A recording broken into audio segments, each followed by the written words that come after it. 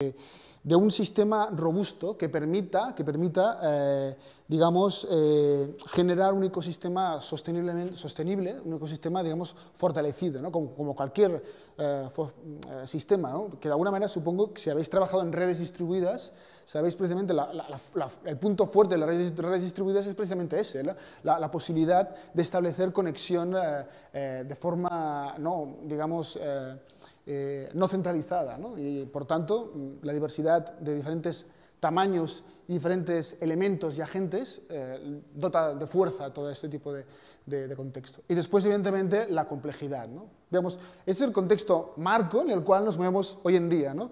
Y que da lugar a, pues, a una cantidad digamos, de disciplinas y de conocimiento. Por ejemplo, tenemos aquí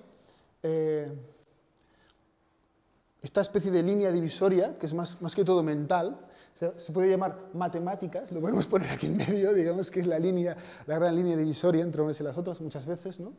Donde nos encontramos por un lado, pues, artes visuales, escénicas, artes sonoras, artes textuales, ¿no? Y ya estamos hablando de artes visuales, y no hablamos ni de pintura, sino ya hablamos de artes visuales, es decir, de esa conexión entre esos diferentes contextos, ¿no? Y encontramos, pues, ciencias como la física, la biología, las matemáticas, la informática, la robótica, telecomunicaciones, etcétera, etcétera. Y vemos cómo estas se van interrelacionando progresivamente entre sí, ¿no? Encontramos cosas como, por ejemplo, la biofísica. Jorge Wagensberg, el gran divulgador de la ciencia, director del museo antiguo director del Museo de la Ciencia de aquí, del Cosmocaixa, es especialista en biofísica, es su disciplina y es profesor de la Facultad de Física en esta materia, biofísica, ¿no? Se habla de, por ejemplo, vida artificial que une robótica, informática y genética, según cómo, ¿no? De telecomunicaciones, telemática, la fusión entre telecomunicaciones e informática, ciencias de la Tierra, ciencias del espacio, etcétera, etcétera. Encontramos econofísica, por ejemplo, Josep Perelló, por ejemplo, es especialista en econofísica, etcétera, etcétera. Realmente hay muchas conexiones entre las diferentes ciencias y tecnologías, ¿no? Vale. Pero a su vez encontramos que también hay conexiones entre las diferentes artes escénicas, artes sonoras, artes textuales, ¿no? Artes visuales, Joan Brossa, por ejemplo, es arte textual, es un poeta, pero también hace servir artes visuales, o sea, utiliza elementos visuales para explicar para hacer sus poesías.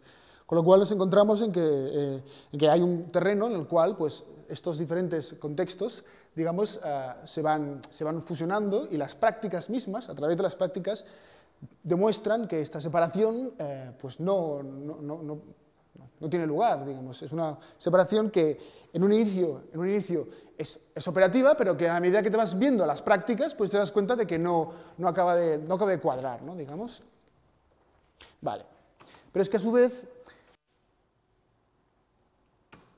vez se produce esa conexión entre los diferentes ámbitos, ¿no? Esa barrera más que todo mental que está ahí medio, digamos, pues tampoco sucede, ¿no? A lo largo de toda la historia del arte, digamos, podemos encontrar conexiones entre las diferentes ciencias y tecnologías y las diferentes artes y artes de diferentes tipos, ¿no? Podemos encontrar, es una historia oculta, la historia del arte, digamos, no se ha encargado de mostrarla al público, pero de alguna manera sí que existe y digamos, desde muy antiguo, ¿no? Cuando hablamos de intersecciones entre arte, ciencia y tecnología, hablamos de esas intersecciones entre estas diferentes ciencias y tecnologías con las diferentes artes, ¿no? La revolución de las TIC, de las tecnologías de información y comunicación, trae consigo, pues, que de golpe un conjunto de artistas, científicos, tecnólogos trabajaban con la misma herramienta, que era el ordenador. El ordenador hacía posible compartir información proveniente de diferentes contextos, ¿no? Y a partir de aquí promovía la fusión y la colaboración entre estos diferentes contextos de una forma natural, ¿no? Digamos. surgieron una cantidad de términos, algunos de los cuales seguramente la habéis tratado con Berenguer, si no recuerdo mal, que trata la visión más histórica, como arte fractal, arte telemático, netar, arte software, software art, arte red virtual, arte bioartificial, arte robótico, arte biotecnológico, arte transgenético, etcétera, etcétera.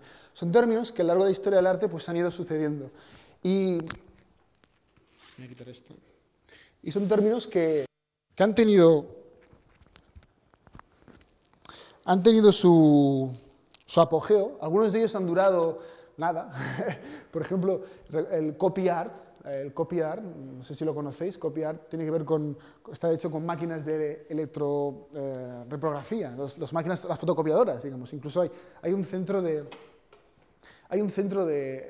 museo dedicado al copy art por ahí, ¿no? Digamos en España, las profundas de España, etcétera, etcétera. Digamos. O sea, incluso se crearon departamentos de universidades dedicados al fax art, por ejemplo, se crearon, etcétera, etcétera, especialidades, etcétera, etcétera. Digamos, cada uno de estos términos han tenido su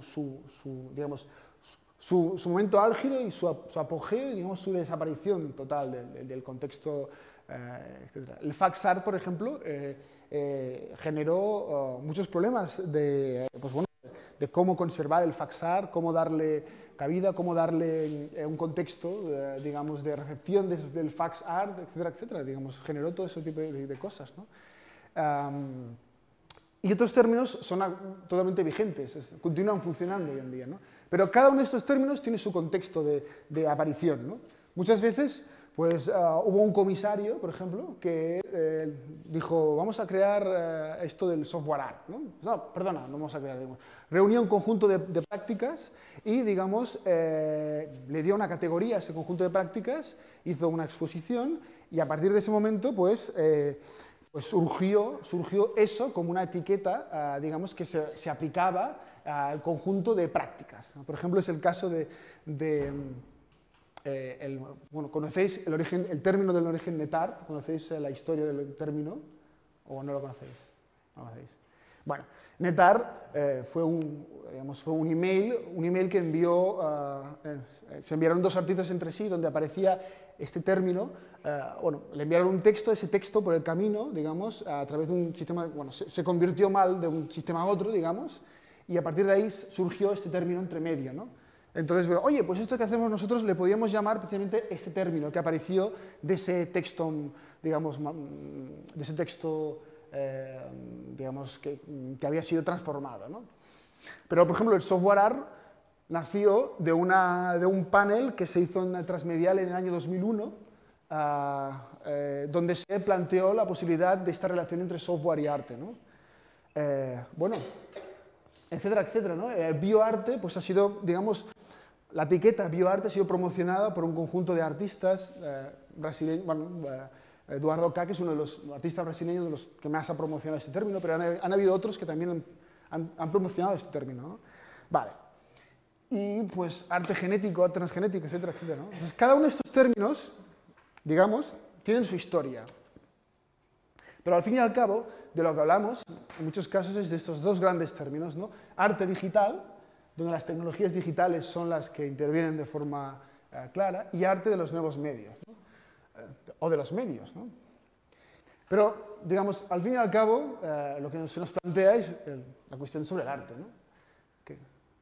Porque, digamos, estamos hablando de prácticas artísticas, ¿no? Al fin y al cabo. Vale. Porque, de hecho,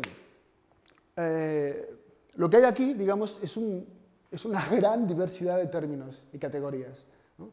Algunas de ellas, como veis, se pueden solapar.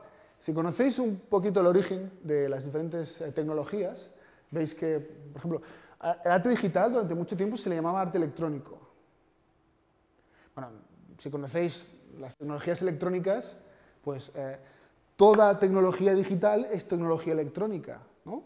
Esto estamos de acuerdo. Pero al revés no. No toda tecnología electrónica es tecnología digital.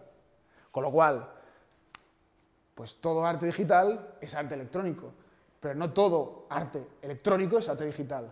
Bueno, esto tan fácil, este es un silogismo, digamos, fácil, digamos, pues no es tan fácil, porque genera una cantidad de términos, algunos de los cuales, pues, digamos, se solapan totalmente y crea una especie de confusión en el contexto sobre todo en el contexto de interpretación de esos términos y a su vez el contexto también de la praxis, ¿no? El artista mismo como se ubica, ¿no? Yo estoy aquí, yo estoy allá, yo estoy aquí, ¿no? Lo que genera es una gran confusión entre términos, ¿no?